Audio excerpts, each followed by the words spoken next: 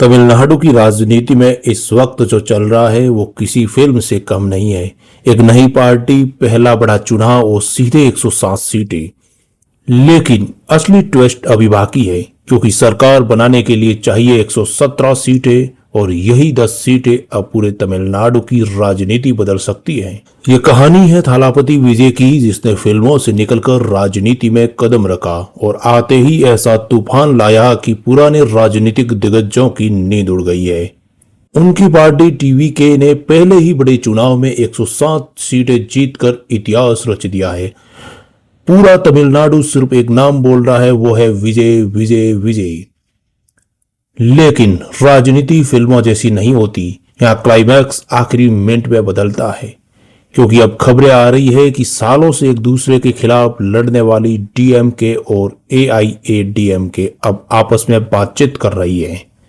जी हाँ, वही पार्टियां जो हर चुनाव में एक दूसरे को खत्म करने की बातें करती थी, अब मिलकर सरकार बनाने का प्लान बना रही है।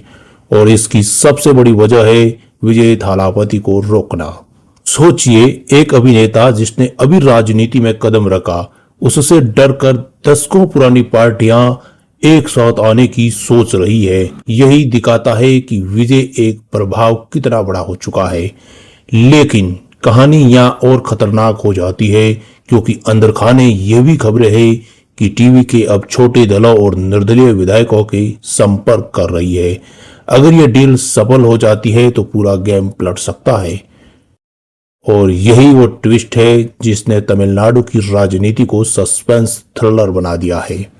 अब हर किसी के मन में सिर्फ एक सवाल है कि क्या डीएमके और एआईएडीएमके सच में हाथ मिला लेंगी? क्या विजय सीएम बनने से बस 10 सीट दूर रह जाएंगे, या फिर आखिरी समय में ऐसी राजनीतिक खेल खेला होगा जो इतिहास बदल देगा? क्योंकि राजनीति में कोई स्थायी दोस्त नहीं होता और कोई स्थायी दुश्मन भी नहीं होता। अगर विजय सरकार बना लेते हैं तो वो तमिलनाडु के सबसे तेज उभरने वाले नेताओं में गिने जाएंगे। एक ऐसा सुपरस्टार जिसने फिल्मों के बाद राजनीति में भी तहलका मचा दिया है।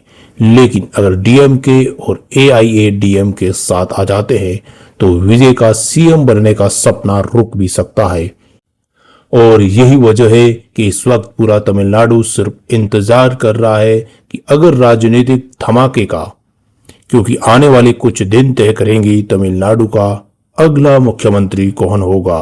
क्योंकि विजय सिर्फ पुरानी पार्टियों का ही गठबंधन होगा या फिर विजय अकेली सरकार बनाएगी। लेकिन एक बात तय है कि तमिलनाडु की राजनीति अब पहले जैसी नहीं रहने वाली है। कैसा लगा आपको ये वीडियोस? कमेंट बॉक्स में जरूर बताएं और ये जरूर बताएं कि अगली सरकार किसकी होगी और अगला मुख्यमंत्री कौन होगा तमिलनाडु का। जय हिंद।